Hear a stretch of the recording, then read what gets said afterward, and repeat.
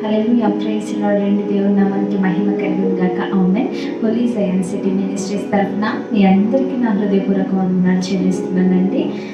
మరి దేవుని వాక్యం ఏమని సెలవిస్తుందంటే, పేతురు రాసినటువంటి మొదటి పత్రిక 3వ అధ్యాయము 9వ వచనంలో ఏముందంటే, ఆశీర్వాదమునకు వారసులగుటకు మీరు పిలువబడితిరి కనుక కీడుకు ప్రతి కీడైనను దూషణకు ప్రతి దూషణైనకు చేయక దీవించుడి అనంట. హల్లెలూయా. ఎంతమంది నమ్ముచున్నారండి? అంతే కదండి. దేవుని ఎరిగినటువంటి పిల్లల మనము ఎవరైనా మనకి కీడు చేసినట్లయితే, ఎవరైనా ఒక మాట అన్నట్లయితే మనల్ని తిరిగి రిటర్న్ మనం అనకుండా వారిని దీవించాలండి. చాలామంది అనుకుంటారు కదా, నాకు ఇది చేశారు కనుక నేను ఇది వారికి రిటర్న్ చేస్తున్నాను అని అంటారు. కానీ అలా ఏ రోజు కూడా మనం చేయకూడదు. కానీ వారి కొరకు ప్రార్థన చేసి వారిని మనము దీవించే వారిగా ఉన్నప్పుడు దేవుని యొక్క కృప మనల్ని కమ్ముకుంటుందండి. దేవుని ఆశీర్వాదాలు మనల్ని కమ్ముకుంటాయి.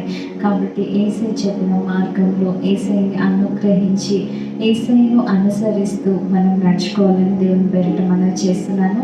అట్టి కృపని దేవుడు మనందరికీ అనుగ్రహించునుగా.